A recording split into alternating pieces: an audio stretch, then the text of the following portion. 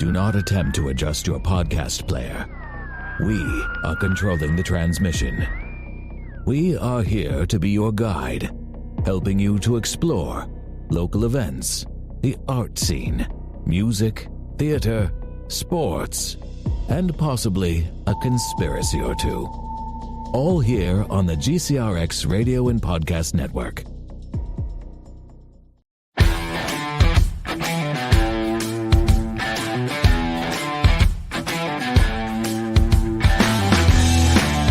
Good evening, everyone, and happy National Coffee Day. Today, I was met with a line of cars just off 64. It was wild. It was crazy. I'm like, what in the hell's going on over by the Renoco factory?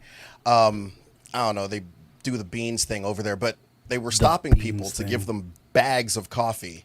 And I was like, yes, please. Because the only thing better than Death Wish coffee is free coffee, and I'm for it. So wait a minute, they were giving you free coffee? Free coffee. It was a whole bag, and it had all of the things. It had some teas, some Earl Grey. I love Earl Grey.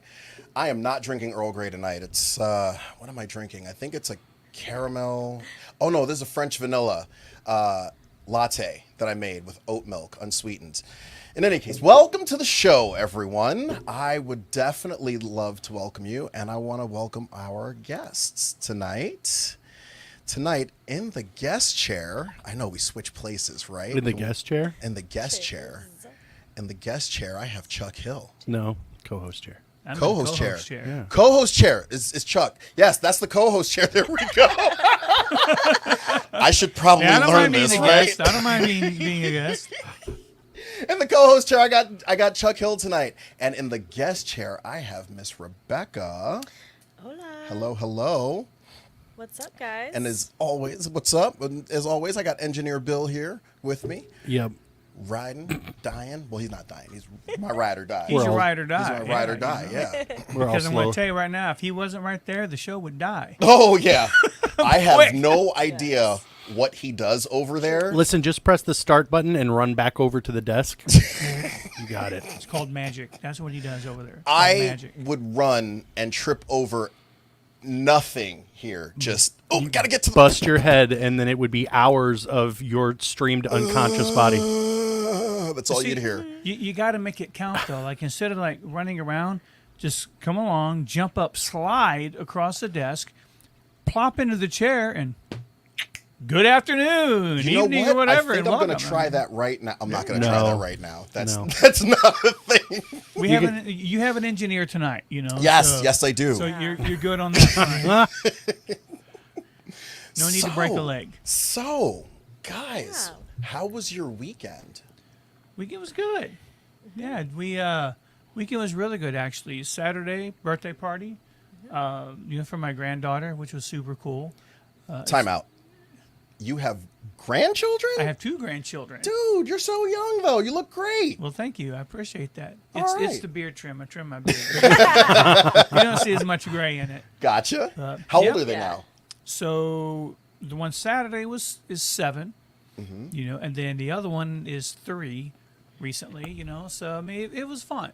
It was kind of cool. Just kind of go. I didn't take my camera. No, normally I take my camera. I just went and enjoyed it. I got to... I'll play with her. I got to hang out with Miss Rebecca Sunshine. And, nice. We had it was a fun deal, and of course Sunday was church. And I have to say something, okay? Because when it comes to church, sometimes so I play drums, and Danny's sitting over there. He knows this because Danny fills in for me in the sound booth when I'm up on the platform, right? Okay. We did a song this weekend, and man, the name of it. Escapes me right now, but the one we did. Do you remember what we did? First one, Danny. It's not coming to me right now. I'm gonna think. Yeah. Anyway, so it's all coming back by Celine Dion. The drum beat and the whole song is like it's really driving. And it was just really kind of powerful, And I would say that over the last 3 years, my ability to play drums has gotten much better than it was when I first you know what I mean? But it's not often anymore that I get moved, while I'm actually up there taking care of business, and it's like it was just one of those things this Sunday that I just really felt like I was up there on the drums worshiping. Nice. And that's an incredible feeling, man. Because when you're up there, you get up there, you practice in the morning, and everything, and you're doing this, you're doing that. But when you're up there and you feel the Holy Spirit move you, it's an incredible, incredible feeling, because we're all up there anyway. We're not up there to perform. We're not up there to entertain. We're up there. We've all been given gifts to be up there and worship. And I just truly felt that this past Sunday I was up there worshiping. And, man, it was pretty amazing. That's fantastic. So, I know every once in a while, like a song will just grab me. Right. And in that moment, you're just, all right, that's it. Like there's no one else in the room. There's no one else in the room. And no matter how horrible I sound, and it happens, I tried doing, it was a karaoke night. And I was doing a Lady Gaga song. Oh, God. Bad Romance. Okay. That was terrible. I tried to hit it the same way she did. Yeah. My 3-year-old granddaughter was singing Bad Romance over the weekend. So, yeah. Oh, that's interesting. Yeah. But, no, I mean, and the thing of it is, with music is so powerful that it can physically move you. Like, if you can just not be doing anything, but if something catchy comes on or whatever, you'll find your body starting to move. Right. Involuntarily. So the impact that music can have, both lyrically, audibly, and just emotionally and physically, is amazing. It's an invisible force that will just, move your body. So. Yeah, I got you. I mean, prior to, well, even now, and I've heard of people who have served overseas, like when they're on the battlefield, they'll pump, I don't know, like Bodies by Drowning Pool into the helmets. And it's like, hey guys, this is it. Like we're going, and that's, ooh, but even back, I want to say prehistoric times. What? Back in the Fred and Wilma era? Yeah, I guess. Just the use of drums to kind of to communicate with everybody on the line, even during the Revolutionary War, based on what song was playing, determined what the formations were and all that other stuff. So I get what you're saying. Yeah, it's a great way to communicate. 100%. Oh, yeah. Yeah, for sure. Bill, I kind of want to end with you because you had a pretty awesome weekend. I did. No, let's talk about your weekend, because your weekend was pretty dope. And why is that? Well, so a couple of weeks ago, I was talking about things that are happening in Granite City, and I mentioned that there was something going on at Stages, and I was like, can't say that because there's a certain someone here who absolutely loves the show that's happening at Stages right now. Bill, care to enlighten us what's going on at Stages right now? Yeah, We're talking about the old, like, concert venue Stages? No. Okay. We were talking about goings on in Granite City, and then we were talking we expanded out because the Stages is in Kirkwood. Yeah. Oh, okay. Yeah, and right now they have Ragtime, the musical, which That'd be fun. yeah, the wife and I saw that when we were in high school in 1998. So that was the last time. And I When? Back in my day. back in my day, but yeah, they did a great job, and I have to say that is an amazing theater too.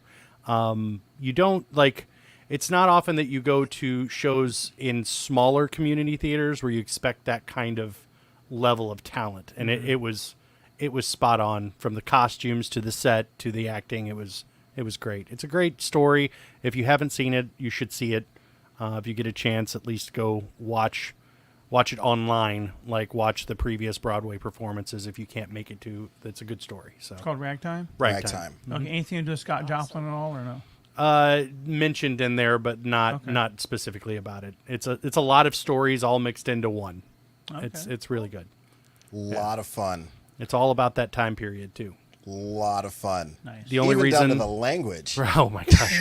The only reason they didn't win a Tony is because Lion King came out at the same time back then. So. Yeah. It was kind of hard to beat Lion King. Yeah, you're not going to beat Lion King. There was a lot of saltiness going on back then, so yeah. But yeah, we went out and we ate at Citizen Kane's Steakhouse in Kirkwood, which is amazing as well, and then went and watched that. It was a good night. Yeah. All right, very cool. For some reason, I was thinking of Scott Joplin Oh. the other day. I mean, it just randomly like popped into my head. And I was just like, because I don't think I heard anybody playing ragtime music or anything. Mm-hmm. But yeah, Scott Joplin just kind of like, Of all the things that could randomly pop into I an know, individual's right? head, Scott Joplin. welcome to my brain. Okay, Listen. normally Like, things that just. Chuck's sitting around. It's like the Federalist Papers. What? Why? Normally things that just happen at 3:00 in the morning, So when I'm trying to sleep, but So I have a copy of the Federalist Papers in full Why? because it was like $1.50 at Halftime Books. Oh, okay. So I used to I- love half price books. Half price books, yeah. I used to love half price books. Oh my gosh. And I was like, okay, I'm probably never going to read all 95 of these. But if I ever felt like trying to figure out where the country was back in 1775, 1776, is a good kind of lead in. Not to mention, Hamilton wrote a ton of them. Do you remember the number? I think it was like 61 of the 95. No kidding. Yeah. Well, I mean, you need to be up on the Federalist Papers and the Articles of Confederation if you want to act like a free citizen and a free traveler and challenge every police officer that comes your window. Listen, man, those videos. I want to explore this whole gosh. sovereign citizenship Oh. thing at some Sovereign. point. What? Okay, explain. Have you never heard of sovereign citizenship? If it is what I think it is, then yes, but please share. Okay, have you heard of this? No. No, have you heard of it, Oh, Bill? yeah. Oh, yeah. Okay, so here's the way I understand it, and I may be wrong. And if I am wrong, I encourage all you guys out there in the Metro land to call me out on this and just kind of see kind of what's going on. But the belief is it starts out when you're a firstborn. Okay, when you're firstborn, the government takes a loan out on you based on your life expectancy, the amount of taxes that you're predicted to pay, and so it which means that basically you're going to be working for the government for your entire life. You're paying your taxes, which in turn the government is using to pay all these loans back. It's not that they take a loan out on you specifically, but they take a loan out on Your Social Security number. yeah, well, it's your Social Security Yeah, numbers, true. and it's kind of how it's based off of and how it's tracked. But anyway, sovereign citizenship is a way that you can get out of all that. And sovereign citizenship means that you are not beholden to the laws of the government. Now, it also means that you are not entitled to any of the government's benefits. You are basically your own man on an island doing your own thing. Now if you're still speeding down the road or whatever, then yes, Officer Danny over here has the right to pull you over. That doesn't matter if you're a citizen or not. You're breaking, a local law or something. But sovereign citizenship is based kind of on the belief that you don't pay any taxes anymore. Like you're not responsible for taxes because you're not a citizen of the United States. You are a citizen of your own self. Like, how God is sovereign, right? Mm-hmm. Well, there's no one that holds anything over God. Kind of the same thing with sovereign citizenship is there's no government that holds anything over you. You're a citizen of the world. But, again, Interesting. while that may be great, it's not always a great thing either, because if you don't have the money to kind of take care of stuff on yourself, like you don't get Social Security benefits when you get older because you've Waive that eradicated right. your ability to become entitled to all that. Right. You don't get government-sponsored health care or anything like that. Like, it's all you. So, and there are some people that are like that, and some people take it too far, and like, I ain't gotta do what you say. It's like, well, you still got to be a productive member of society and not murder people. Well, then they take parts of it and they're like, oh, well, this says I have the right to free travel. And they print out fake license plates that Yeah. say they're a sovereign citizen and they don't have any insurance nor a license or a registered vehicle. And then they make these YouTube videos of them challenging police officers and getting wrecked, Yeah. which is hilarious. Check it out. It's actually a pretty interesting. Like it's very murky and very gray, on there. But I mean, there's a thing to it. I'm never going to be able to do this because you have to buy your way into this, so to speak. Like and it's an expensive process to do this as well because again, the government's banking on you not retiring until you're 65 to 72 or whatever, and you're going to be paying taxes that entire time. So in order to buy your sovereign citizenship or whatever, then you've got to fork out some major serious dough. And a lot of times, I don't know, it would be worth it.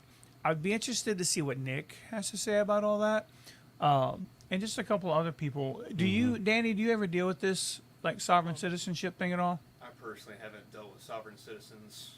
In my experience, it's more of like a rural, like super rural country type thing. Yeah, but yeah. Oh, yeah. It's I'm definitely aware a. of their existence, yeah. Yeah, it's definitely America kind of thing. You know? So there was one person that I know who, and man, he's been dead for a while.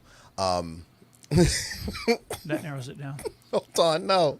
Because going right with what you're saying. And I'm laughing. It's like, oh, dude, this is a terrible thing to say, to laugh at. So he got himself into some health issues, and then he checked himself into a hospital, but he didn't have health insurance because he was a sovereign citizen. Oh. So he got him, like, they were like, well, we want to treat you, but we don't know like the laws of your land. Yeah. The guy who, his name was Ronald, and he was my best friend from high school, his brother-in-law. And he was telling me about this. I want to say maybe like 20 years ago. Dude was always drunk. He was just a rambling, bumbling idiot, right? So what he did, and the way that he figured out about sovereign citizenship was, he said, and that's why I said, kind of let me know. Yeah. So he took out a bunch of loans and then claimed sovereign citizenship. Yeah, that doesn't work that way. And he was like, I don't have to pay him back because the social security number is what it's tied to, and I don't have a social. So peace out, Boy Scout. Yeah. And that's kind of how he tried to run it. He also told me something very interesting, and I'm going to talk to Nick about this as well. He said every dollar bill that's printed has a serial number on it. How many digits on that serial number?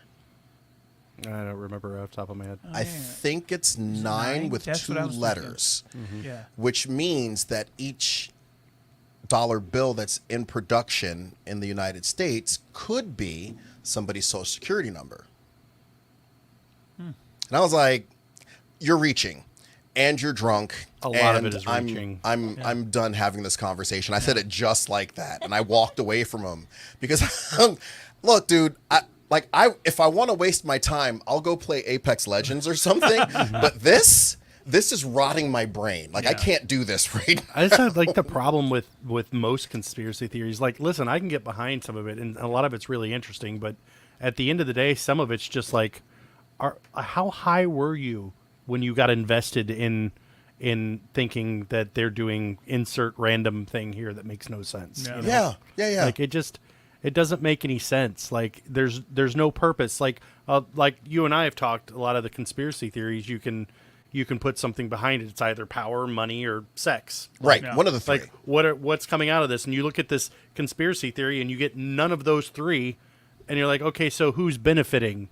Yeah. In fact, I think if you dig into it further, it's probably costing people money, and they're not getting anything out of it. So I don't think it exists. Well, here's the thing, though. When it comes to that, I mean, I think some people just like to watch the world burn. That's true, too. Yeah. You know, and there doesn't need to be any motive behind it except. But usually that's a Except that, smaller you know? effort, because usually like bigger companies that are going to, BlackRock is doing this. Okay, well, there's money or something or power behind it there. Right. It's one psychotic individual that wants to go around and blow up all the oil fields or something. Okay, I get that. He's a psychopath. Yeah. Congratulations. But Google's doing this just because they want to be a dick. No. No. Well, No. think about They don't hackers, benefit though. from that. Okay, think about hackers. Though. Like most of the time, yeah, occasionally you get one-offs or two-offs that are going to be like, oh, haha, I'm going to send this to Joe Blow. He's going to open his email and crash the servers at work. Yeah. But you know that there are people out there like QAnon and all the a couple others that are like groups of people. Well, of course. And they literally they want to cause harm to the big corporate world and the government and things like that. But in turn, there's none of the big three behind that, except just to see these things collapse. Okay. No, Chaos, I would have much more respect for them if they'd cause harm to the student loan servers and the mortgage servers. Isn't it amazing how Listen, that just man. has not happened? Listen, Fight Club, they were onto something in Fight Club. Telling you, man, if I woke up in the morning and they're like, so-and-so anonymous group has wiped out all mortgage data across the United States. Yeah. Wait, it'd be like all of it? Like you guys don't know that I own Absolutely. the house Happy that I day. live in right now? Like No. I'm renting, but No, I just Those printed are it. paper. Those are paper recorded records. But the amount that I owe on my mortgage is not a paper recorded record anywhere. We don't talk about Fight Club. You broke the rule. Oh, what's Fight Club? No. Yeah. You, So it's yeah, no, too the late whole to backtrack. mortgage industry and the student loan industry. I mean, it's all a racket anyway. That is basically yeah. built to benefit the already wealthy. I mean, I can get behind that without sounding too communistic or whatever. Oh yeah. But it's always amazing how all this other stuff, credit card data breaches and things like that happen. They get all your personal stuff, but no one can do anything about, like you said, wiping student loans out or. Yeah, where's the vigilante that just yeah. runs around and like, hey, for the betterment of mankind, Discover card, I killed all your data. You don't know what anybody owes. I promise Eat you that's that. why they do all this stuff in triplicate, man. Because they've got 3 copies in 3 different places. And They're like, should someone go in there and wipe out student debt or mortgages or No, whatever? Experian has it. We've got it. Right. We've got it right here. Experian, TransUnion, and Equifax. Equifax. And Yeah, there's they've got it. others. There's a lot of other ones. Oh too. yeah, absolutely. They're like, I think 20 at least. No, they're at least 20 of the And lesser. you can opt out of the outside of the big 3. You can opt out of them. You Yeah. have to go physically do it though. Like, you have to, because a lot of these places will. I mean, have you ever gone to anywhere? Go to buy a car and you're like, yeah, I know my credit's like 7 something, and they're like, oh, okay, cool. And then like they sit down and they're like, actually, we got this, that, and the other on there, and you're like, but these guys aren't showing this. It's because they're looking at the data that they get from their supplied, which comes from other third party ones that have stuff on you. They'll show bankruptcies after bankruptcies have been discharged past the 7 to 10 year or whatever mark. Like, oh, I see you had a bankruptcy in 1976. Well, what?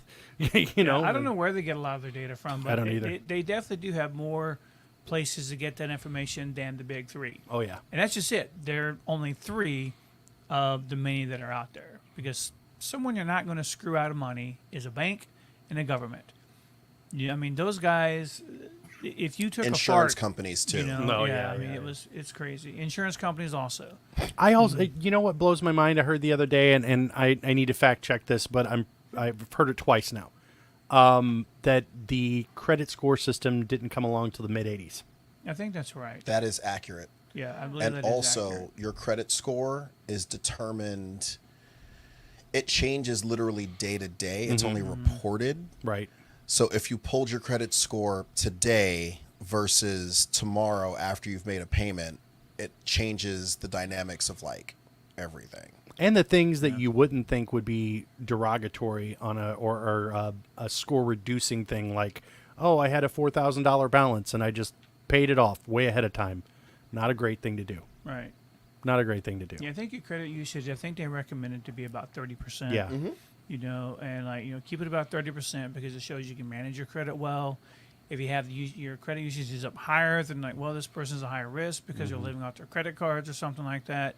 So yeah, you're right. It's not. And Dave Ramsey, like I listened to Dave Ramsey in the past. Whatever. I don't agree with his no credit kind of thing. Yeah, I don't either. Or his not using credit cards or whatever, because you can't get by in life without having some kind of credit card or something along those lines. I mean, you just can't. You want to rent a car, you better have a credit card. Unless you want to put $500-600 extra on your debit card and lock it up until you turn your card back, right? But his whole thing know, is, so- if you've got the money to do it, then it's fine. Like if you've got the extra $1,000 in your checking account, Yeah. go ahead, lock it up, because it's Yeah. you'll number one, you'll get it back. Number two, it's like, all right, fine, I'm already, I've got $30,000 in my checking, so yeah, it doesn't but 80% matter. of America doesn't live that way. Oh, absolutely Like, not. I mean, they just don't. Probably higher, so- 90 maybe. Well, It may be especially higher, during but this I mean- economy, I bet that people's credit usage is astronomical. Oh, they're through the roof. Yeah. I remember when I got started in finance, 20 years ago, the average credit card balance, like just credit card, like credit Yeah. cards, what's it called, loans, everything outside of a mortgage was like $8,000. That sucker has jumped to about It's $104,000 insane. now. Is what the average balance is, and I'm like, oh my god, we haven't even included the house yet. Right. This No, is yeah, you're right. nuts. I know that some schools have increased their financial awareness programs for students, like what they teach. But I really think that there should be a considerable amount of education on how to handle using credit cards and what affects your credit report. And also, on the flip side of that, where to invest your money. That's a big one, yeah. Because, you can download something like Robinhood and buy, some stock in Apple. You don't even have to buy a whole share all at once. You can do incremental shares. But what about like ETFs and, like Vanguard funds where it's like, hey, you're buying into a piece of all these individual little companies that this major company has said, hey, performs well and gives a nice return, and leaving your money in there and letting it, grow up and stuff. Because one of the things that we did, and you of course have to watch your taxes on this too, but one of the things we did is we decided that, hey, we're going to start putting money away for our vacation next year, but instead of just dropping it in a savings account that has a really poor APR, why don't we? 5.25. I'm gonna toss it into one of the Vanguard ETFs and just let it sit there all year, and then we'll pull out what we need and leave in what we don't use, and we will have made more on it as we went along. Kind of like your own little investment I'll thing. say I'm pretty. I'm a Robinhood user. I have it too. Yeah. Yeah, I mean, I think it's nice that you don't have to, pay $400, for Fidelity a share or of Apple somebody, or whatever. yeah. I mean, I can literally put in, $50, $100 or whatever towards it, and I'm still going to get money. I'm not going to get as much as if I bought a full share, but I'm still able to grow my money. And you're still going to get the dividends from the payouts. I mean, that's another thing you can Google. There's people, and now, mind you have to have like $100,000 invested to do this, or more. But there are people that bank on the dividends from these corporations, and when they pay out, you can get a list of like this company pays out their dividends in January, this one in February, March, April, May, and so on. And you can literally have checks coming back to you if you choose not to reinvest it in the stock month after month. And if you have enough invested in there, I mean, it would have to be a considerable amount, obviously. But if you had enough invested in there, you could live off of dividends. Yeah. Look. Easiest way to make $100,000 a year, every year for the rest of your life. Save $2 million, earn 5%, live off the 5%. Now, of course, the obvious glaring problem is $2 million saving the $2 million first. Right. But when it comes. No. It's like lottery winners. Yeah. Lottery winners, a lot of them will take it. I mean, you're going to lose 50% of it off the top, Yep. right? I mean, the government's going to take that much money gone. So if you win $4 million, maybe you got your $2 million at that point. Then the problem that a lot of people have, because if you look at the statistics of lottery winners who still have money, it's crazy, because most of them have gone broke, filed bankruptcy, and everything else. But if you were to take that money or whatever and not get super greedy, okay, like I'm going to go buy 2 new cars, I'm going to buy a $400,000 house or something like that, and just not waste your money, sit on it, like you said, let it go in the bank for a little bit, and obviously you wouldn't want to recommend like a CD or something like that. You want to find something high yield. I mean, CDs kind of suck. I mean, they have their purpose, but the payoff just isn't there. But like you said, wait a year, let that money grow some interest, and then you're already ahead of it or something. Then you can live off of it at that point. But like you said, getting that $2 million up front, it's not an easy task to do. Super tempting, yeah. Especially considering that most people are cash poor. Like they don't have a whole lot, like kind of in the whole idea of a silver spoon. That's so few and far between.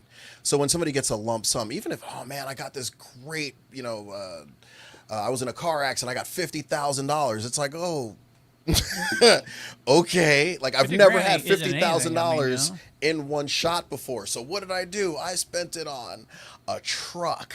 Right. What else? Just the truck. It was just the truck. Right. And you didn't even get the best truck, because if you want one that's loaded, it's more in the you need like 85,000, 85 to 90 grand range. Yeah. And now you're talking about your Ram or your Dodge or whatever. Right. You bought a work truck, is what you bought. Literally, for 50 grand. And for 25, it's got Forester. a little more rust on it, you know? Right. Yeah. Yeah. So, but yeah, it's interesting to me that people, we do need to get around to teaching people more about money. And I kind of missed the sitcoms where they talked about, oh, I got to go to home ec. Well, home ec was not in my classroom in the 90s. That was not a thing. I took home ec. Did you? I did. Was it here in Granite? It sure was. I took it in junior high, and by the time I got to high school, it was gone. And they did teach throughout when I was in school something like they taught us how to balance a checkbook, which is kind of, let's just give it up, worthless now because most people aren't going to do that. Who has checks? We do, but we don't hardly ever use them. In fact, we've had the same book of checks for probably the past 6 years because they're just every once in a while somebody will be like, can you write a check? And you're like, oh, what decade is it? Do you want me to send an image of it over a fax for you too? Do you need a Western Union telegram along with that? Where I are haven't you? written a check and I don't know how long. Like, I don't even bro. have checks. The No. checks that I have are from my old address in Brooklyn, New York. Yeah. Because right. and that was like 7 years ago. I I moved out here. I was like, I still have the bank, but I don't know about this whole, like, how many times am I going to write a check? Okay, write a check Yeah. for rent. I mean, I could, or I could just have my bank generate one and mail it to them. Yeah, see, Yeah, for so, places yeah. that bill pay, we do that, and like so, they do physically send a check, and it's got all your stuff on it and everything, but you don't ever touch it, and it automatically comes out of your account right then and there. But I think we should do a show on talking about investing in stocks because there are little things that you can do starting at a young age, and some of the stuff that I've been like trying to teach my kids is like, look, you're not going to come out with this rock star job where you're going to be able to drop probably not even $100 a paycheck into the stock market. If you can, perfect. If you can't, throw this little amount into here, into an app like Robinhood, and that still leaves it available to you. Yeah. It's not locked in. You haven't blown it on something, and it has the ability to compound over time. I mean, if you look at some of these, there's a website, and I don't know it right off the top of my head, but you can go and you can say, hey, what if I had invested $1,000, whatever it is, what if I had invested $1,000 in Apple in 1984? What would it be worth now? today? You're sitting pretty damn pretty right You'd now. be Morningstar. sitting really Yeah. pretty. And just because, and people think, well, $1,000, their stock's only, $300 something right? Yeah, but it has split, and it's gone. There's all Back kinds in of things that 84, happen. it wasn't $300 in 84. No, it wasn't. And you bought X amount of shares back then for pennies on the dollar. Like, imagine in the 90s, before Steve Jobs came back, when the company was about to go bankrupt. Oh, yeah. The stock was like less than 30 cents a share or something like that, if I'm not mistaken. You could have just went in there and just absolutely been like, okay, well, we're going to give this a gamble and thrown $1,000 at it and bought all that and then just left it. It's like the Bitcoin people that are like, when Bitcoin went up in a little money, I bought pizza for 40 Bitcoins. Dude, There's $63,000 a coin as of today. So if I had known what I know now about Bitcoin Oh, bro. back then, because I was like, this crap's never going to take off. I said the Digital same thing. currency, Dogecoin, Never going to happen. Never gonna happen. Ethereum. I You know, said the so same I thing. actually have Bitcoin, Ethereum, and Dogecoin. Not a whole lot of it, but I mean that's because whether we like digital currency or not, it's kind of where things are going. Yep. Even the U.S. dollar has a digital currency now. Well, and It's the dollar for blockchain just dollar. makes sense. What's that? The blockchain just makes sense. Like, Yeah. you physically cannot, with the level of encryption and the amount of work that has to go into it, you can't double spend. Like, Brian can't do a transaction with Bitcoin and then do the same transaction with the same and like never spend more than one. So it's secure, and I can't track what you spent on, and that's the part Yeah. the government doesn't like. Yeah. But Do you use I Trust had- Wallet? huh? Do you use Trust Wallet or Coinbase. Coinbase? Yeah. I had hardware back in the day, computer hardware that would have been capable of mining Oh, more than a coin a day. And when we were looking at it, when it first came out, I forgot if it was like CNET or something like that, or ZDNet was one back in the day. It was like, oh, the digital currency. I'm like, that's dumb, and it's never going to go anywhere. If I would have just left my computer on overnight and let it mine Bitcoin, You'd be and set just right now. oh, man. dude, I just look back and I kick myself. Like, So, a couple of things. Time machine. Yeah, right. Back 1.21 gigawatts. in the late 80s, early 90s, my Aunt Thelma was doing hair and makeup. She was doing Good Morning America. Mm-hmm. And there's this young guy, kind of nerdy looking, big glasses, poofy hair. His name William Gates. And he was sitting getting made up, and he was talking to her about how she should invest in the company that he was, Microsoft. It's the way of the future. And she was like, what does this guy know? This is back in like the 80s. And it's like, oh my, she goes, and throughout the 90s, this woman was like, I can't believe I let that walk. Yeah. Like, Is this even a thing? What's Microsoft like? 400 something Yeah. a share? I mean, it's So- one of the higher. like Home Depot is, I think, at 3 and change. I just looked at as a result of that, she decided she was going to do an UTMA account for me, and she just started buying shares of Home Depot. And I got the statement the other day, and I'm like, okay, all right, this is ridiculous. But the thing about it when it comes to investing is I find that a lot of people, they want to time the market just right. They want to strike while the iron's hot. They Right. want to catch it on a hot streak. And what they end up doing is they buy it high, and then when it drops, they lose sell their it shit. Yeah. low, and then, oh man, I lost money in it. Yeah. And I'm like, okay, there are a couple of questions that you need to ask. Like, what is it for? How soon do you need it for? Like, what's your time horizon? Right. Because if you're just, like, if you're in it for the quick day trade, like, get ready to have your laptop ready with a high-speed internet connection And 100% attention span. now. Like, you can't play Clash of Clans on your Right. You're on watching your- TikTok like, videos and you just lost $10,000. Yeah, like you can't do that to yourself because you'll end up losing a lot of money. So the investment strategy that I bullet. the investment strategy that I advise is like time in the market, not timing the market. Yeah. You want to spend as much time as possible. When was the best time to invest? Like 20 years ago. You know when the next best time is? Now. Like, just get it over with. Well, and you there are look at tax benefits to holding, too. well, yeah, absolutely. Like, Yeah. if you look at the S&P 500, in the last 90 years, that sucker has gone up like 11.89%. Okay, well, what does that even mean? Well, Rule of 72 says every 6 years, at 12%, every 6 years, your money doubles. Well, 90 years, what's 90? 6 and the 90. I don't know. It's 90, 81. Hold on. 15. 15? I was Is it? told there would be no math. Yeah, same, right? Yeah. And I should also be better prepared. 90 6 divided by 12, 7.5. All right, so if you invested $1,000 90 years ago, 7.5 doubling periods. So 1,000 becomes 2,000. Let me see. 14 grand. Is it? 7 times 2. Times 2, times 2, times 2. That's 3. Well, if you 4, compound it, probably might 5, be a little different. 6, Math's not my 7. strong suit.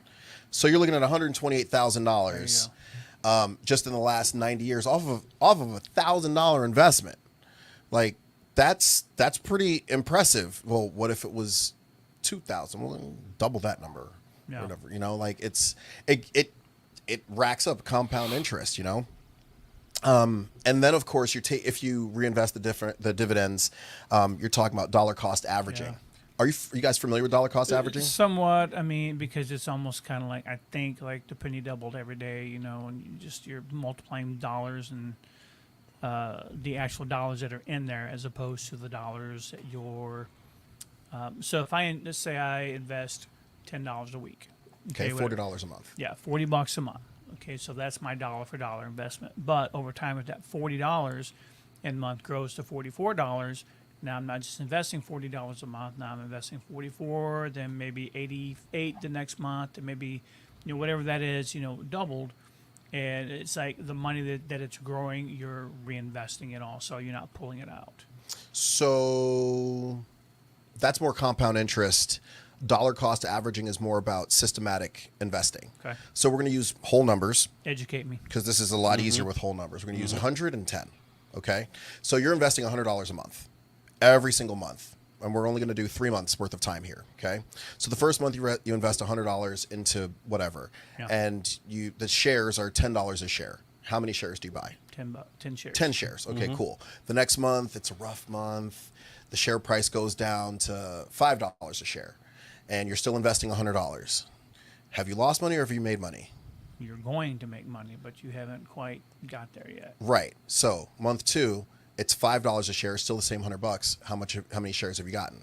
Now you've got 20 shares. You got 20 shares for the second month. So you got 10 shares the first month, 20 shares the second month. Yeah. Third month goes back up to $10 a share. Okay, cool. You're still investing $100. It's another 10 shares. Now over those 3 months, you've got 40 shares. 40 shares, but you've only invested $300. But each share is $10 a share. So now you're at 400. So you got 400. So the question of when did you make the money? Well, I made the money when it went down. No. You bought more shares when it went down. Right. At a lower price. At a lower price. You basically bought them on sale. Yeah. Yep. And then when it went up, like you still bought the same amount of shares. So dollar cost averaging in, dare I say, a volatile market, not volatile, but like it's going to go up and go down. Right. It's a pendulum swinging. But the idea of investing consistently is where that real growth comes, because you're literally buying shares on sale. Right. Like we were talking about with Bitcoin. Yep. If you're buying Bitcoins when it was like first starting and it was like 30 cents. Less. Or less. It was what like Shiba Inu is now, like in the fractions of a penny a Right. share. So you spend $1, you get like 1,000 Exactly. coins, Like, and you're like, oh, okay. like I go buy $20 of Sheeb right imagine now, that and I've now? got like 1,200 coins. Right. And then all that needs to happen, literally, that just needs to go up to 50 cents. And yeah, exactly. Are you familiar with penny stocks? Yeah. So years ago, I kind of looked into penny stocks a little bit, just kind of see how they grew and up and down. I mean, the problem with penny stocks is a lot of those penny stock businesses are hurting, right? So they're looking for people to invest, and they're offering shares of stock at ridiculous prices, And it was funny because I remember I bought $100 worth of a penny stock called Wellstar, okay? And they were basically thermal guns, thermal imaging equipment. And like there was kind of a race going on at that point. There were a couple of people, someone was going to win. Thermal imaging equipment, someone was going to win, right? So a friend of mine had turned me on to this, and so I bought it, woke up one morning, checking on my stuff, like I normally did, and I'm like, this is weird. And he calls me, he's like, Chuck, have you looked at your portfolio yet? And I'm like, I've got something weird here that it's gone up. He's like, take a look. And I looked at this, and the $100 had turned into $36,000. Good God. And I was like, holy crap, what the hell is going on here? Well, it turns out that there had been some numbers that had been misfed on there. And so they pulled numbers from the previous year. But it kind of got me thinking, it's like some of these stocks, even though they're having issues, some of them are going to pull out. Some of them are going to pull ahead. Now the next day, my Wellstar International stock went back down to $100 or whatever. But I mean, it was exciting to just Should've kind of sold see it that. right there. Oh, I tried, man. I put in a Nope. sell order. Nope. Yep, I put in a sell order. Like after I got the phone with him, like I put in a sell order, and they were like, yeah. No, we don't think so. Yeah, good try. So, but yeah, nice try, right? I imagine there were a lot of people that woke up that morning that were like, What in the world? Yeah. Yeah. But I mean, here's the thing: a lot of people feel that they're going to play the stock market or the lottery or whatever for a really quick win. Okay. Now, my dad used to have that mindset to get rich quick.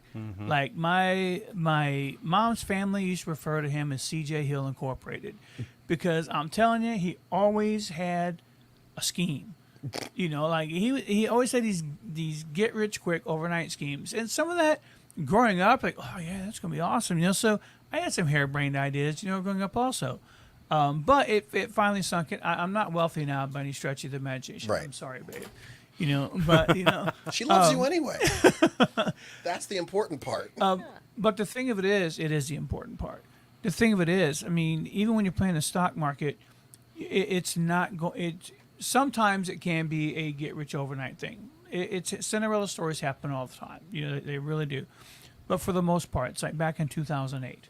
Okay, I know a guy, he had like $1.5 million in his 401k. Okay, Rough year. 2008 Oh, hit, yeah. he literally lost $500,000, and it didn't bother him at all. I'm like, seriously? I'm like, you just lost like 30% of your retirement. He's like, I don't need it right now. Right. Like, I'm working. That same thing I don't happened to need me it in a right way. now. You know, and since then, it's all come back up. You Oh, know? yeah. And, you know, but you kind of hit the nail on the head earlier when we were talking about when you're going to use it. Like, if I'm going to retire tomorrow and my portfolio drops by 80%, I'm screwed. Mm-hmm. You know, I'm screwed, or else unless I feel like eating dog food for the next, 4 or 5 years, Right. I'm going to continue working. I'm not retiring at 65. You know, but if you can hold out and you can hold steady, then you have a chance. I do think that if you see something rapidly going down and like during the news, it's just terrible news or whatever, then yeah, maybe it might be time to get out of something or whatever. But on the whole, you kind of need to ride the wave as long as you can, you Right. know, because if you cash out when the bottom drops out, yeah, you're going to lose a lot of money. But if you hang in there for another 10 years or whatever, if you can, you're probably going to be okay. So Absolutely. We're on an upswing now with the Oh, yeah. market. And it's moving. I Like- actually, so I do want to interject, and I am not a stockbroker, and nor am I licensed to give any financial advice. However, I don't think any of us are. earlier, I'm working put a- on it. if we By put a end of the year, disclaimer I'll on have my there. 65, and I'm Brian working is actually on it. working on it. But Yeah. so I spoke earlier about Apple and their near insolvency in the 90s, the early 90s, before Steve Jobs came back and absolutely brought it back from its death. Intel is not near insolvency, but they have incredibly destroyed their business with their recent blunders. If you're not familiar with what has gone on with Intel for a while now, Intel used to be the top processor manufacturer. Yeah, the Pentium one, the two. For Yeah, it's Intel, for, yeah. for any for consumer, for business, for large scale, didn't matter. Intel was the go-to, and AMD is their competitor. Right. Has had some really good offerings, but for the longest time was not the top dog. If you wanted a value processor, you bought AMD. AMD has been the top dog for a while now. They surpassed Intel, and I think Intel's bureaucracy and the change that they have on their folks in the company has stifled their innovation. But that's not what has really put one of the further nails in the coffin. Recently, they had a problem now. TSMC is their chip manufacturer, Taiwan Semiconductor Corporation, and has been for years. In fact, TSMC is a chip manufacturer for a lot of people, including AMD. But Intel released the 13th and 14th gen i-series processors, i3, i5, i7, i9. Yeah. i9 being the highest one. It's supposed to be like the most flawless. And if you're not familiar with how they grade chips, every processor is the same when it comes out of the die, when they manufacture it, and then they bin them. So they go through and they say, okay, here's this i9 processor, supposed to be 16 cores, but only 12 of them work. Okay, so now it's an i7. So they kill off those extra cores, and it becomes an i7. It's an i9 die, but it gets marketed and sold and shipped as an i7. That's how it works. It's how it's always worked. People seem to be surprised that that's a thing, but that's a thing. I mean, and it's really smart. So anyway, there was a manufacturing problem that they did not catch. And these 13th and 14th gen, especially i7 and i9 processors, the higher performance ones, are failing in droves all across the world. Oh, In consumer applications, in server applications, everywhere. And they don't have enough stock, even though now they finally identified the issue and sent out microcode updates to update motherboard BIOSes to take care of things. They don't have the stock to replace them, and they're falling flat on their butt. So much so that earlier in the year, their stock price was $60 and $70, and it's $20 right now. Oh, wow. However, there is really huge interest from Qualcomm and other companies to come in and buy their chip manufacturing division, Intel's chip manufacturing division. one of two things is going to happen. Either Intel will accept a deal from Qualcomm, who is the sleeping giant that is coming up from behind right now and moving into the ARM revolution. ARM is a type of processor that's very low power, that is now starting to show up in laptops, like seriously well-performing laptops. To give you an idea of how well-performing ARM is, the technology that Apple uses in every one of their processors in every iPhone, every iPad, and now every MacBook, MacBook Pro, MacBook Air is all ARM-based technology. Wow. Their A lot of processors your Windows are Surface tablets are coming out based on right. ARM. The Qualcomm Snapdragon processor is the one coming out in most of the new Windows-based tablets, and it's amazing for battery life, processor speed, graphics.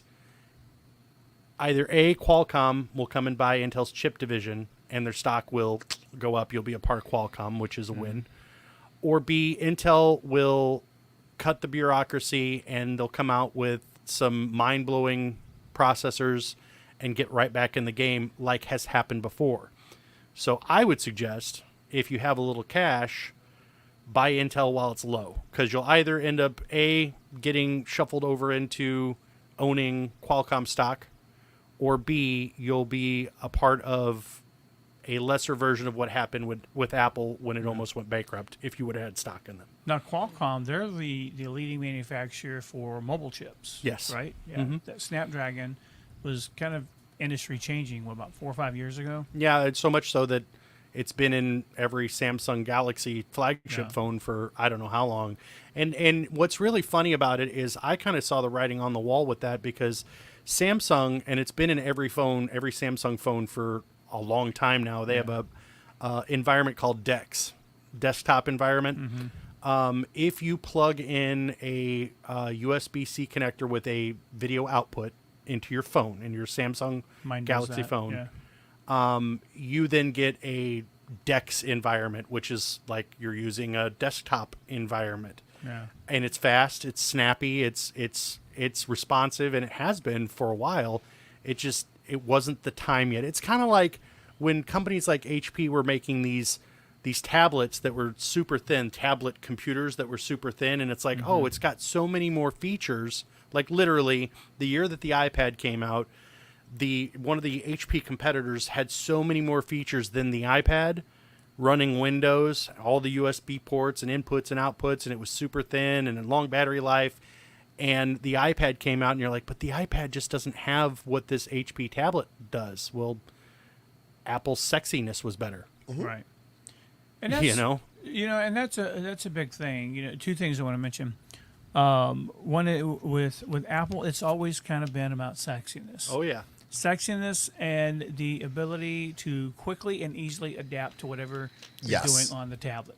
Now, I know I'm not an Apple person. I've tried Apple products. I do like their computers. They got me young. Here's the thing with me. It's to a point now, you can buy a PC for half the price of an Apple machine and get just as good a quality out of it with the processors that are out there. Diehard Apple fanatics are always going to be diehard Apple fanatics. They're going to stand in line for 3 days, starting at 3 o'clock in the morning, waiting on the next iPhone to come out or the next tablet or whatever. And you show them a PC and they'll snub their nose at you because they think it's the biggest piece of trash. Well, sorry. But for me, it's much easier, much more cost effective to go buy an Android or to go buy a PC that's a decent PC. Now, you're going to get piece of crap PCs, don't get me wrong. But you can literally get a PC for about half the price and get the same performance.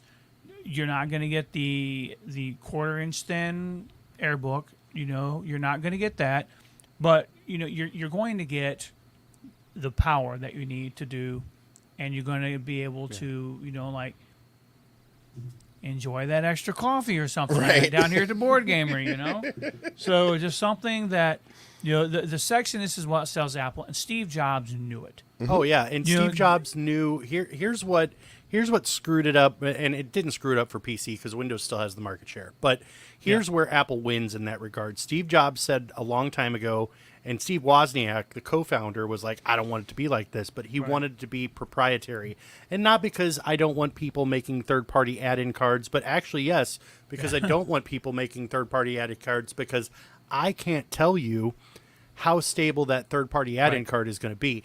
And so what the PC market did was like, hey, we're just going to build this platform. We're going to create a set of standards. So all the slots for expansion cards are the same width on every third-party manufacturer that makes the thing, and everybody can build a system. No matter if you build it with the crappiest, Indian-made not transformers, but capacitors or whatever that fail in 2 years or whatever. But Steve Jobs said, hey, if we're going to build a computer, we have to be end-to-end. We have to do the software and the hardware, and before it ships out the door, we have to make sure that every feature that this thing has is 100% working and flawless. And Android has caught up, but in the early years, you had all the Android fanboys. They're like, oh, and my Android can do this and do that, and we've had that for this. Yeah, but how reliably? Like when Apple says, hey, guess what? We introduced screen sharing. When you go to screen share, it screen shares every single time. Not, turn your phone off and turn it back on and reconnect and do that. Like Apple doesn't early adopt technology until it's perfect. And there are some things that it's like, okay, well, you held out a little long on that too. But their philosophy has always been, we're going to build the hardware. We're going to build the OS. Yeah. And the hardware that you get is not going to be junk. You will not find an Apple device with low-end capacitors or low-end components on it. And within its normal lifespan, it's pretty much covered under Apple Care anyway. Yep. Like that, and that's a problem for people who buy PCs. They think, okay, well, this thing's only 7 years old. Well, that's pretty old in tech days, Well, yeah, I don't know. You can't get it fixed. Well, because it's 7 years old. Like, how long do you expect it to last, My cousin Denise, she got a desktop computer, and I remember this was back in whenever Dexter was on. Back when Netflix used to send you DVDs. Oh, yeah. Okay? Yeah, geez. And she didn't have a DVD player, but we kind of scooch around her 15-inch screen, and we'd watch Dexter, Yep. And then one day, she's like, man, this thing's running so slow. I'm like, when did you get that? She's like, 02. Like, it's 2010. Like, of course it's running slow. And she very much was like, I don't want to get in there. Well, I think even Microsoft, I know even Microsoft has kind of, they've never come out and said it, especially the old guard that was there before. But, Microsoft is like, you could always put Windows on anything. Like, it didn't matter. Back in the day, you could run, your old 386. If you put enough memory in it, you could still put Windows 95 on it, even though it's going to be slow as all get out. You could still do it and still run Windows and whatever. Yeah. Every expansion card, every this, every that, didn't matter. Throw it in and give it a try. You'll probably find a way to make it work. But even now, with like you'd said earlier, with Qualcomm and the Snapdragon processor, Microsoft and their tablets and their Surface laptops and all that stuff, like they are manufacturing the hardware for their stuff. And for the first time ever, they have made it so, like, there have always been hardware requirements for Windows, but they've always been incredibly easy to bypass. Like, oh, okay, well, I can run Windows 10 on a Pentium 4, which Pentium 4 is old as all get out. Yeah. Like, single core processor. I could run Windows 10 32-bit edition on a Pentium 4. I just got to make sure I have, 4 gigabytes of RAM or more. 2 gigabytes, I'm sorry, or more. But now with Windows 11, they're like, nope. We only want you running Windows 11 on processors that are this generation or newer. Yeah, you have to have a very particular, some kind of mobile chip. They got to have the trusted platform module in them for secure coding. And like, there's all kinds of, because they're understanding that like, listen, if we're going to make our platform be less frustrating, we got to limit what it's installed on. Now, mind you, you can still bypass those requirements. Sure. And Windows 11 runs pretty well on some older processors. But I think people have finally gotten to the point where they understand that, like, Windows was the Wild West. Install it on whatever. People have been installing Windows on all kinds of funky things, that just on YouTube channels, people are like, oh, let's see if we can get it to run this. And they do it, and it works. And that's great. That's been a really great resource, especially for tech people. But it also makes you run into the, like, for instance, I just got a guy the other day old dude, he's like, I want you to upgrade my computer. And he brought the machine, and it was a Pentium 3 running Windows XP with like 64, I don't know, was it 64 megabytes of RAM? Megabytes. Megabytes Make of sure RAM. we need to be clear about that. Not Mega gigabytes. versus again, not gigabytes. And he's like, can you upgrade this? And I'm like, absolutely not. Like, yeah. I mean, I don't even, first off, I'm not sure that the microcode of Windows 10 or 7 or any of those retired operating systems, Windows 10's almost retired, would run on a P3. But like, I've had people bring me stuff that's newer than that, like some, early Core 2 Duos when Intel was first venturing into 2-core processors. Mm-hmm. Like, that's like some 2010, 2009-ish stuff, guys. Yeah. And they're like, oh, I just need to make it last a little longer. And it's hard because, I could push Windows 10 through on that, and I could put a solid state hard drive in it, and it'll run, but you're going to have problems playing 1080p YouTube videos. Yeah. It's that slow. It's just a struggle, and Microsoft has perpetuated that for a very long time. Yeah. Here's the thing. I think, so Steve Jobs, I've listened to his audiobook multiple times, and just what it can kind of, glean from his practice. I mean, he was an asshole. Let's be clear. Yeah. I mean, and he was not easy to work for, but his vision and his demand for excellence really surpassed, or has never been surpassed. I mean, you do have all these PC manufacturers out there that are using the Windows-based system, and the fact that Microsoft is actually starting to develop their own hardware and things like that is a good thing. And I think that the powers that be over there know that Jobs was onto something when you control the hardware and the software. Yeah, the hardware and the software, because end. you write your software to run your hardware, and you build your hardware to run your software.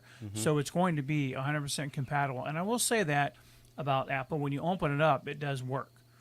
You install a new component onto a Windows machine, cross your fingers and hope that you don't have to search the internet for something or whatever. So I do think that his marketing abilities and that were just surpassed by none, and his ability to see kind of how to control things, because he went to war with a bunch of different software manufacturers because they're like, we don't like you, so we're not going to develop software for you.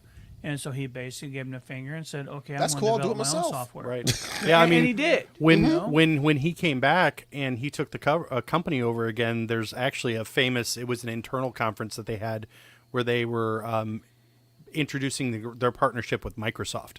Because at that time, Apple did not have a good word processor, spreadsheet software, Apple so on and so forth. fanboys were pissed, man. Bill Gates came on the screen there, and they were basically everything but like WTF. What, like, boo? Yeah. There was like audible boos in the audience, and Bill Gates kind of chuckled. On the screen at that point, right?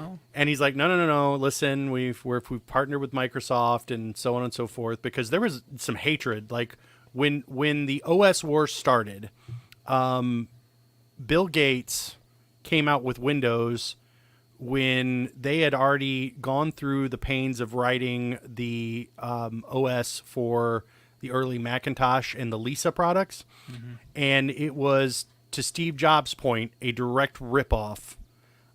Windows was a direct ripoff of Mac OS. Well, they both ripped it off from Xerox. I mean, they did. But you know what, though? Here's the problem, though. Do not come to a conference in Palo Alto, California, showing off your new piece of candy when it's not patented. Idiots. Ooh. So, like, literally, if they would have had that patented and out on the market, Xerox would be the Windows of today. I think that's so. rough. Do you remember OS Warp? Yep, OS2, Yeah. IBM. That's another company that totally just screwed themselves and a bunch of idiots. But they still make billions of dollars a year. But they could have made more. Nerding out on the show tonight. No, this is awesome. Like, seriously, I love it. Because okay, so you're talking about how Mr. Beck is like, you are all over your head, and it's not because you're shorter than the rest of us. Yeah, so like I remember Wayne Gretzky mentioned that you never skate like you skate where the puck is going. Yeah. Yep. That's where you go. And Jobs, like his entire career was about that. You skate where the puck is going. If you look at the first time he mentioned anything about cloud servers was 1997. Yeah. And it's like, People are like, cloud? Cloud? Like up in the cloud? Like, they made fun of him. Guess what? Everybody's on a cloud now. Yeah. Like, you're backing up your iPhone, you're backing up your Android. It doesn't really matter. He was working on touchscreens back in the 80s, man. Yeah. And Apple was aggressively buying companies to achieve the tasks that they wanted. I mean, I've watched all the documentaries about him. I've watched interviews of people. You watch interviews from like Wozniak and all that stuff too. And he was thinking further ahead and wanted things that actually the board of the company, because they very quickly thought like, hey, this guy's too young to be CEO, doesn't know what he's doing with it. Even though it's the company that he founded, he's like, they got the Apple and the Apple II and soon to be the Apple III at that time. And it's all well and good, but this Macintosh project you're working on is absolute trash. Like you're just blowing money left and right. And he's asking for things like a faster processor, more memory, which is going to increase the cost in the R&D phase. And his board of directors is like, yeah, no, we're not going to authorize you to spend this extra money. And he was on the path of where we needed to be going with this. He had like speech recognition and like he was so detail oriented, and it made an absolute jerk because he's pushing those programmers, and I've heard the horror stories about people never being home, getting divorces and ruining relationships. But like the product that he came out with, especially when he came back to Apple and they released the iMac series and the iBook with the colorful and the first company to step outside a plain nasty beige box. Yeah, they hated it at first. They were like, what the hell is this? Right, but it blew up. It brought the company back from insolvency, like literally overnight. You know what the first thing he did when he came back was? Fired the board. He was like, Oh, yeah. all of you guys are idiots. He came back as interim CEO, Yeah. and he just observed. He walked around the campus, talked to people working on projects. One of those people being Johnny Ives, who's one of the best designers that is known. But he just walked around and observed. And once they got what's his face out, I forgot his name. Merkle? Maybe Was it Merkle? it wasn't the Pepsi guy. It was the guy after him. Oh, I think Merkle was the Pepsi guy. Yeah. No, who was No, Iacocca? no, he's No. That's He was Lee- Coca-Cola. No, he was Chrysler car guy. Yeah, Good yeah. grief. But anyway, once Steve came in and became permanent, that's like literally the next thing. He just walked around and handed severance packages to people. See ya, peace out. Yeah. If you get a chance, read his biography written by Walter Isaacson. So I have the hardcover for that. Okay. And I don't have the attention span to crack it open and read the whole audiobook. thing. So I've got a credit on Audible that I'm probably going to listen It's to. an amazing because- story. Like you're going to listen to it and you're going to think, man, this guy, he was insane. Like, that's what you're going to get for it. But then you're going to be like, he's actually a genius. Well, And, yeah. I mean, one of the sayings that came out of that book, and I can't remember if it was a direct quote from him, but it said, the people who change the world are the ones who are crazy enough to think that they can. Yes. And I mean that was kind of his whole thing. Everything from so they developed these little blue phone boxes where him and Wozniak, where they could make like free long distance phone calls back in the day, right? Like from just stuff like that to the way that him and Wozniak kind of built things up, because him and Wozniak were not always on the same page. Like Woz was like, hey, I just want to kind of give this information away. And Jobs was like, No. are you insane? Like we could make a whole lot of money doing this. Well, even Yeah, down it to was something just- like the Apple I or the Apple II, it was a fight between Wozniak and Jobs to have expansion slots. Like Wozniak wanted it to be a board where you get what you get and you don't throw a fit. Or not Wozniak, but Jobs wanted to be completely closed source. Wozniak's like, yeah, but like look at all the possibilities. People want to add in modems. People want to add in serial cards. I mean, one of the biggest things about the Apple II, and this is the time period where during the introduction that Woz was probably right just during that point, like because like the Apple II came out, and you saw Apple IIs in every school. And Apple too. And you could add in cards, you could put in hard drives, you could put in extra floppy drives, whatever you wanted to do with that. There was a program called VisiCalc, which was huge and used in financial industries, and there were add-in accelerator cards for that, and that made Apple like a ton of money.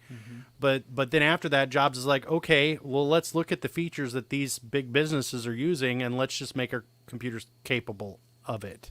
Yeah.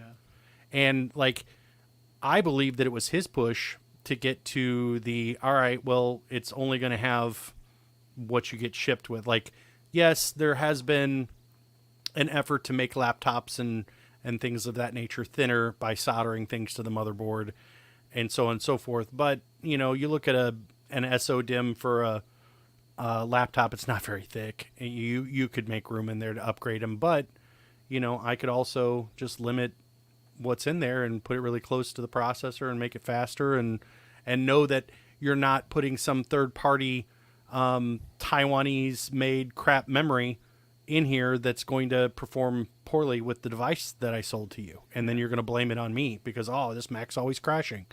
Well, it's not the memory. You're not going to be like, oh, because of this memory, the Mac is always crashing. You're going to be like, oh, my Mac always crashes.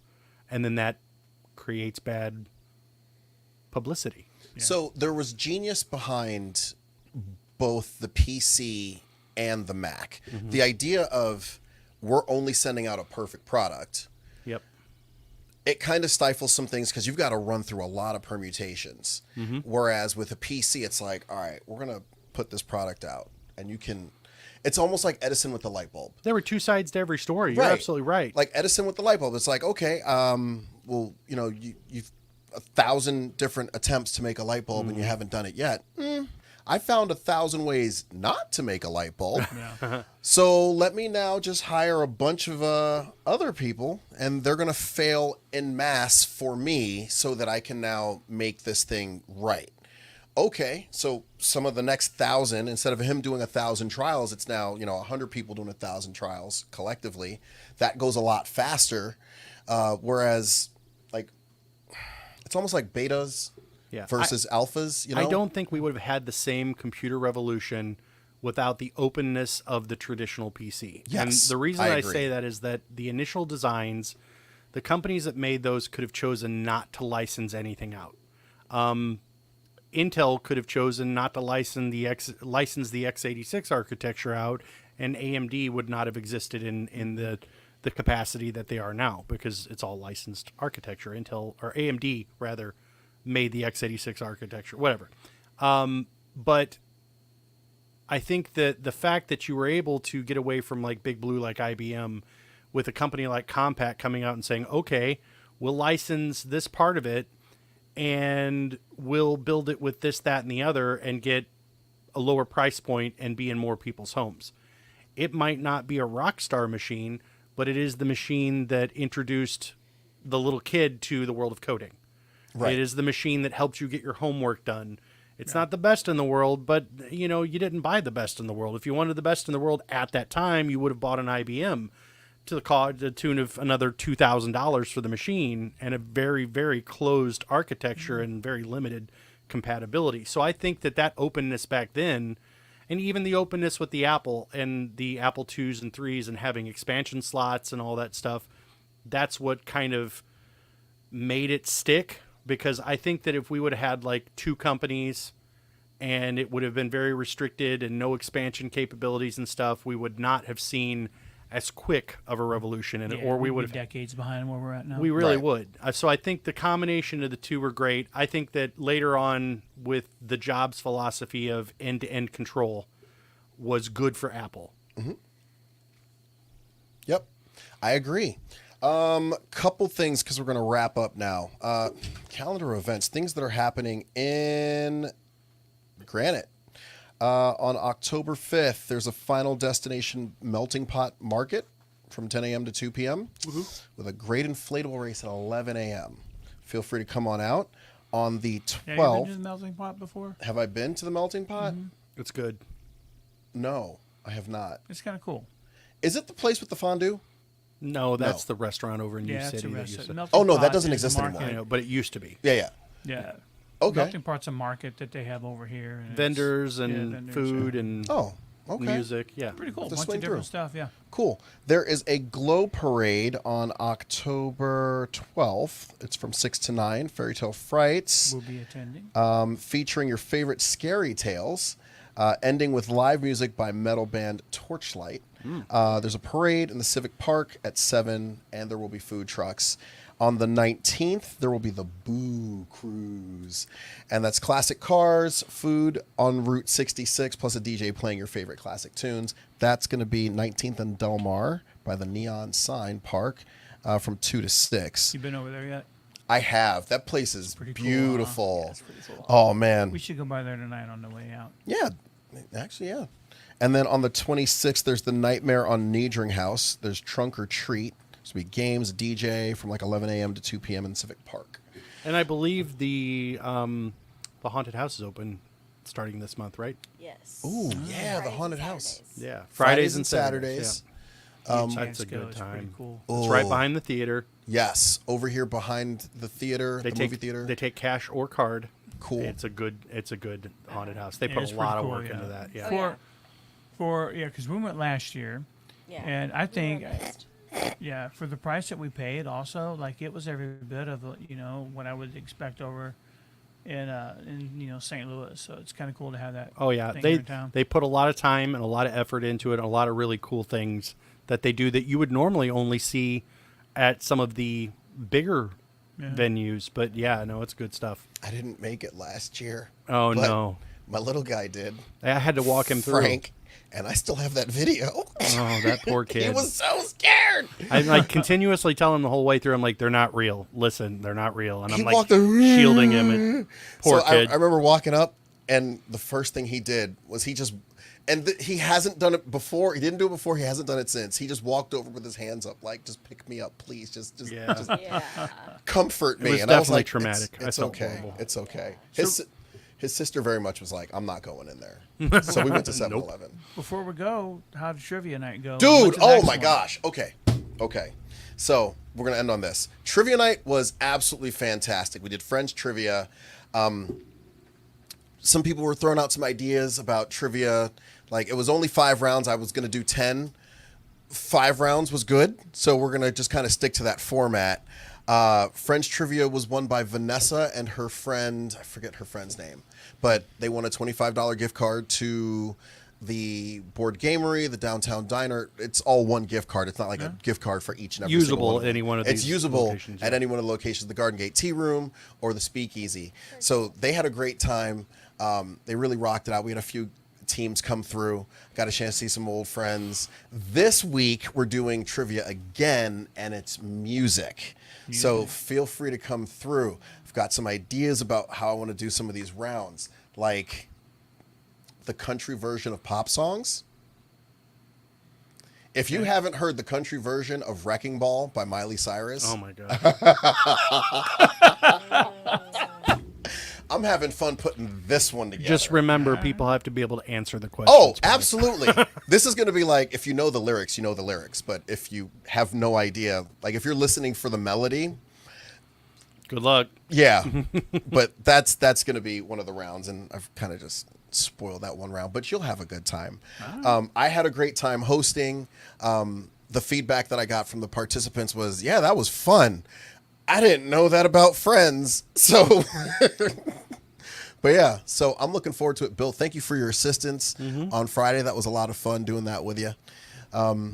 So yeah, Miss Rebecca, it's a pleasure seeing you as always. Yeah, thanks for having me. Let me sit here and hang out.